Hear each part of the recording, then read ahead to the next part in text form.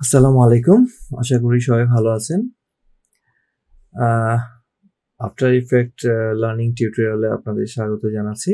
আমাদের আজকের আলোচনার বিষয়বস্তু হচ্ছে ভিডিও টাইম রিম্যাপিং। ধরুন আপনি একটা ভিডিও ফুটেজ তৈরি করেছেন, সেই ফুটেজটা আপনি চাইছেন কিছু অংশ অনেক স্লো করবেন, কিছু অংশ অনেক ফাস্ট করবেন, কিছু অংশ নর্মাল রাখবেন।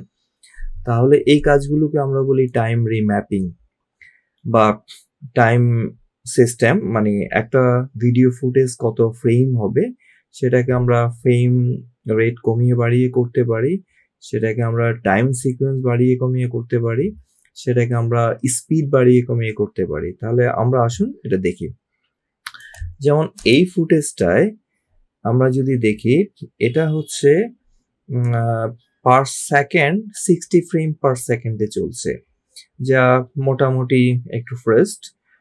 ইউজুয়ালি আমরা যখন কোনো ভিডিও ফুটেজ নেই সেগুলো either 30 frame per second, 60 frame per second, 128 per second, 256 per second, এইভাবে 1000 ফ্রেম পার সেকেন্ড পর্যন্ত সুপার স্লো মোশনে জিনিসগুলোকে করে ফেলা যায়।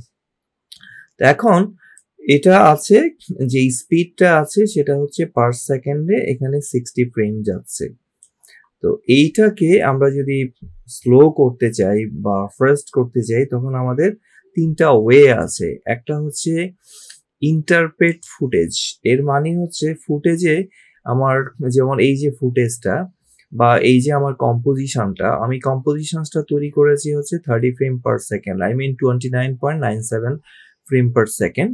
কিন্তু আমার এখানে যে ফুটেজটা আছে সেই ফুটেজটা হচ্ছে 59.94, আই মিন 60 ফ্রেম পার সেকেন্ডে আছে।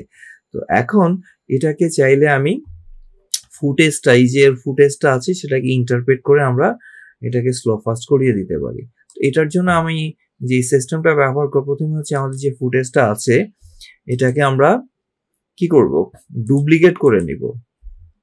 ঠিক আছে, তো এখানে আমরা কন্ট্রোল সি তারপরে কন্ট্রোল ভি দিয়ে এই ফ্রেমটা আমার এখন ডুপ্লিকেট হয়ে গেল, যেটাকে আমি এই ফুটেজের মধ্যে রেখে দিচ্ছি।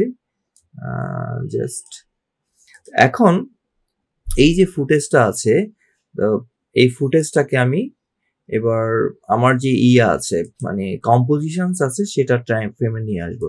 তাহলে এটার উপর আমি কি করব, এই যে ইন্টারপ্রেট ফুটেজ, এই ইন্টারপ্রেট ফুটেজে আমি গিয়ে কি করব, এই যে মেইন, এখানে যখন আমি আসব তো আমার এই ফুটেজের টাইম ফ্রেমটা দেখাচ্ছে। তাহলে এটাকে আমি একটু চেঞ্জ করে দেই 29.94। ঠিক আছে, তাহলে আমরা ওকে দিয়ে বেরিয়ে আসব। এখন এই ফুটেজটা আমার হয়ে গেছে 29.9 ফ্রেম পার সেকেন্ড। এখন এটাকে আমি একটু রিনেম করি, রিনেম করে এটা রিনেম করার দরকার নেই, জাস্ট আমাদের বোঝার জন্য আমরা এই কাজটা করছি। ওকে, দেন এই ফুটেজটাকে আমি এবার ড্র্যাগ করে আমার এক্সিস্টিং ফুটেজের উপর নিয়ে আসি। এখন দেখেন, এই যে আগেরটা ছিল আমার 14 সেকেন্ড পর্যন্ত, এখন সেটা চলে গেছে 30 সেকেন্ড পর্যন্ত, 30 সেকেন্ড পর্যন্ত, মানে অটোমেটিক্যালি আমার স্ট্রেস হয়ে গেছে। মানে আমি ফুটেজটাকে ইন্টারপ্রেট করে এটা ডাবল টাইম করে দিয়েছি। এখন আমরা যদি এখান থেকে দেখি বা যে কোনো জায়গা থেকে দেখি, দেখুন যে এটা অনেকটা স্লো হয়ে গেছে, আগের অপশনসটা এখন নাই। আচ্ছা, তো এটা আমি বুঝবো কি করে? এটা এখন দেখছেন এটা স্লো, আমি এটাকে এবার অফ করে দিই। এবার আমার প্রথম যে ফ্রেমটা আছে সেটা আমি দেখি, এটা দেখেন 60 ফ্রেম পার সেকেন্ড চলছে। এটা আমি এবার অন করে দিয়ে প্রথমটা চালাচ্ছি প্রথম থেকে, তাহলে আমরা দেখতে পারবো এটা অর্ধেক স্পিডে নেমে আসছে। এটা হচ্ছে আমাদের একটা সিস্টেম। এই সিস্টেমে আমরা কি করি, ফুটেজগুলোকে ডিউরেশনসটা কি করি, আমরা কমিয়ে বাড়িয়ে এটা স্লো ফাস্ট করিয়ে দিতে পারি। মানে এখানে আমার পার সেকেন্ডে যাচ্ছে 30 ফ্রেম, যেটা আগে ছিল আমার পার সেকেন্ডে 60 ফ্রেম। বেশি ফ্রেম টানা মানে হচ্ছে ওকে স্পিড আপ দিতে হবে, আর কম ফ্রেম টানা মানে হচ্ছে সেম টাইমের মধ্যে সে অনেকটা স্লো হয়ে যাবে। এইগুলো একটা সিস্টেম। আচ্ছা, এবার যে আছে পরের যে সিস্টেমটা, আমি আরেকটা ফুটেজে যাই, মানে আরেকটা কম্পোজিশনে যাচ্ছি। তো যেই কম্পোজিশনটা আছে আমার সবগুলো কম্পোজিশন একই 9 আই মিন 30 ফ্রেম পার সেকেন্ডে আছে। এটার যে এটা দেখছেন এটাও ঠিক একইভাবে আগের ফুটেজটাই আছে এখানে। তো এটাতে আমরা যেটা করতে পারি, এই যে ভিডিওটা সেখানে আমরা করব হচ্ছে টাইম স্ট্রেস, মানে টাইমটাকে আমরা স্ট্রেস করে কমিয়ে বাড়িয়ে দিব। আগেরটা যেরকম আমরা করেছি ফুটেজকে কম্পোজিশনের টাইম ফ্রেমে নিয়ে এসেছি, এখন আমরা যেটা করব এই ফুটেজটাকেই আমি টাইম রিম্যাপ করে দেব। যেমন আমি টাইম কমান্ডে যাব, এখানে আমি রাইট ক্লিক করে এই মেনুতে আসব, সেখান থেকে আমি টাইম, এই জায়গায় আসি যে টাইম স্ট্রেস। টাইম স্ট্রেসে এসে এখানে দেখেন আমার এই ফুটেজটা আছে হচ্ছে 15 সেকেন্ড পর্যন্ত। তো আমি যদি এটাকে স্ট্রেস করি, স্ট্রেস করলে আইদার বাড়বে বা কমবে, দুটোর একটা হবে। আমি চাইছি এটাকে সে ধরুন 20তে আমি নিয়ে গেলাম, তাহলে এই যে আমার এখানে 20 ফ্রেম মানে 20 সেকেন্ডসে চলে আসছে 30 ফ্রেম পার সেকেন্ড। তাহলে আমার মানে সরি 30 ফ্রেম না, এখানে আগের যে ফুটেজটা আছে সেটা হচ্ছে 60 ফ্রেম পার সেকেন্ড। তো সেটা ছিল আগে আমার 15 সেকেন্ডের, এখন সেটাকে আমি 20 সেকেন্ডে নিয়ে আসি, মানে আমি টাইমটাকে বাড়িয়ে দিয়েছি। আর এখানে থাকবে লেয়ার ইন পয়েন্টস, এটা ঠিকই থাকবে, ওকে। এখন দেখেন এই যে ফুটেজটার এখন 20 সেকেন্ডে চলে আসছে। তো এবার যদি আপনি এটাকে স্পেস বার দেন, দেখবেন এখানে একটু আগের থেকে স্লো হয়ে গেছে। তো প্রথমটা আমরা যেটা কি করেছি, ফ্রেম বাড়িয়ে কমিয়ে আমরা স্লো ফাস্ট করেছি, আর এটাকে আমরা করেছি সেম ফ্রেম রেট রেখে টাইমটাকে বাড়িয়ে কমিয়ে দিয়ে স্লো করে দিয়েছি। আশা করি নিশ্চয়ই বুঝতে পেরেছেন। সেম কাজটাই, এই কাজটাই আমরা আরেকটা সিস্টেমে আমরা করতে পারি, যেটাকে বলে টাইম রিম্যাপ। তো এখানে আমার আরেকটা কম্পোজিশন আছে, এগুলো বোঝানোর জন্য আগে থেকেই 3টা কম্পোজিশন বানিয়ে রাখা হয়েছে, বাট একই ফুটেজ দিয়ে। তো এই জায়গায় আসি আমরা টাইম রিম্যাপিং। আমার দেখেন সেম ফুটেজ, সেম 15 সেকেন্ড। তো এবার টাইম রিম্যাপিং করে আমরা কি করে করব, আবার টাইমে চলে যাব, এখানে আসছি আমরা এনেবল টাইম রিম্যাপিং।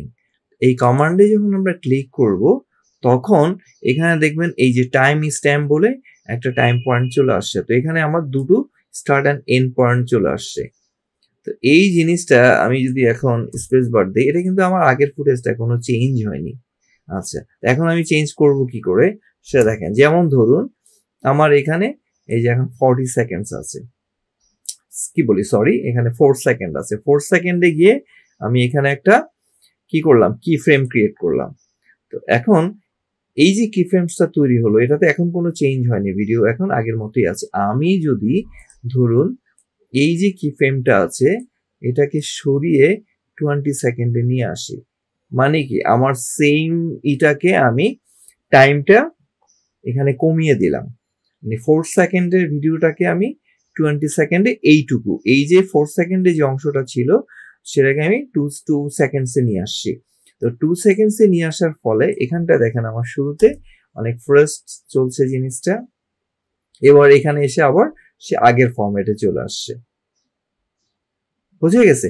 এভাবে আমরা যেটা করতে পারি, তো এই জিনিসটাকে এই যে টাইম কন্ট্রোলিং বা টাইম রিম্যাপের মাধ্যমে আমরা স্লো ফাস্ট করে দিতে পারি। এটার আরেকটা ওয়ে আছে, আমরা যদি এখানে গ্রাফ শিটে যাই বা গ্রাফ এডিটরে যাই, তো এখানে আমরা এই যে গ্রাফ এডিটরটা আমরা দেখতে পারবো। তো গ্রাফ এডিটরটায় আমরা কাজ করতে গেলে এটার এই এরিয়াটাকে আমার একটু এনলার্জ করে নিতে হবে, যাতে গ্রাফটা আমরা ঠিক মতো দেখতে পাই।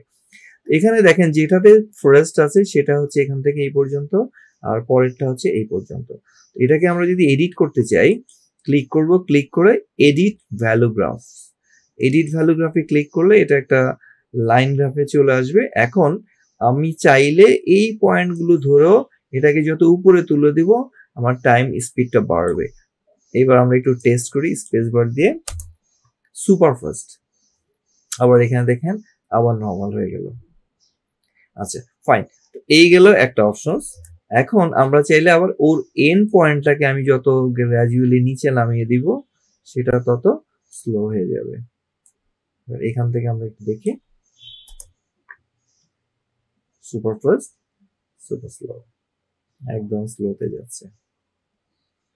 মানে গ্রাফের ভ্যালু যত উপরের দিকে উঠবে আর যত কম সময়ের মধ্যে, আমার কিন্তু দেখেন সেই 2 সেকেন্ডসে আছে, আমি জাস্ট উপরে তুলে দিয়েছি। আর এটাকে আমি সেম টাইমের মধ্যে আছি, জাস্ট নিচে নামিয়ে দিয়েছি।